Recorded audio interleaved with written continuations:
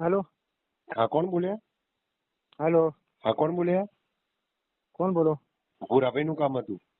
હા ભૂરાભાઈ બોલું. ક્યાંથી બોલ્યા સાહેબ? અમદાવાદ. કઈ જગ્યાએથી? અમદાવાદ. પ્રોપર અમદાવાદ? હા. હા ભૂરાભાઈ વિમલભાઈ વાત કરું છું ગૌરવ પશુઆહારમાંથી તલોદથી.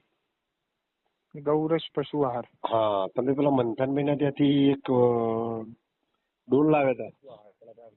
હા કેલ્શિયમ. હા હા હા. કેટલો ટાઈમ થયો સાહેબ? લગભગ જુઓ ને સાહેબ 15 દિવસ પહેલા લાવ્યો હતો. બરોબર. કેટલા પશુને આપ્યું સાહેબ? મેં લગભગ મારી પાસે 11 ભેંસો છે, 9 એક ભેંસો આપ્યું હતું. હા 2 બાખડ ભેંસો છે, એમને નથી આપ્યું. બરોબર.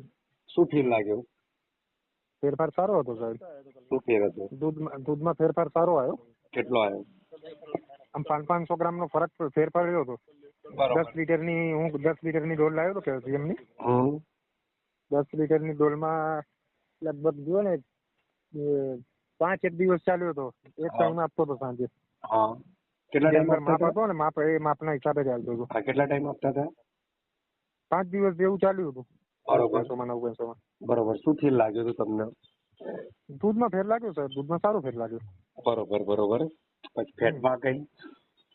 ના ફેટ મારું દૂધ જાય છે ઉચ્ચક સાહેબ, એટલે ફેટ બેટ હું નહીં કરાવતો. શામાં જાય છે? મારું દૂધ ઉચ્ચક જાય છે. ઉચ્ચક આપી દઉં છું વેપારીને. ઉચ્ચક આપો છો એટલે ફેટ નથી કાઢતો? ના અમે ફેટ નથી કાઢતા. વેપારીને મારે ઉચ્ચક જ દૂધ બાંધેલું છે બધી ભેંસોનું. આવીને સામે દોવડાઈને લઈ જાય. એવું છે?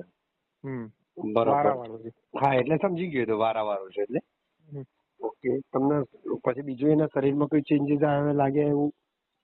હવે એક ડોલમાં સાહેબ 5 દિવસમાં તો કઈ મને એવું ફેર નહીં લાગ્યો. હા દૂધમાં આપણે ફેર પડ્યો હતો એટલે મંથનભાઈ મેં બીજી વખત કીધું મેં ભાઈ લાવી આપો. તો એ કહેતા હતા બોલે 29 તારીખ કે 30 તારીખે બોલે મુહૂર્ત થશે તો પછી બોલે આવશે. હવે પરમ દિવસે જેમના ત્યાં હું કપાસ ખોળ લેવા ગયો તો કઈ આવ્યો તો મેં કીધું ભાઈ આવ્યું કે નહીં આવ્યું. હા હા. કે તમારા સિવાય બીજા 3-4 ઓર્ડર છે બોલે આવશે હવે. હા હા. એટલે તારે ફોન જ કરવાનો હતો હું એમને. ઓકે.